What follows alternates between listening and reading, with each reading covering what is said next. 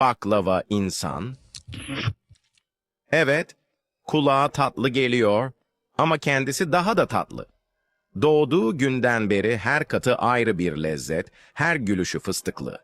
Sabahları çayını içerken, yan masadan gelen bakışları hiç umursamaz. "Abi erimeyecek misin güneşte?" diye soranlara sadece bir kaş kaldırır. Soğukkanlı ama şerbetli.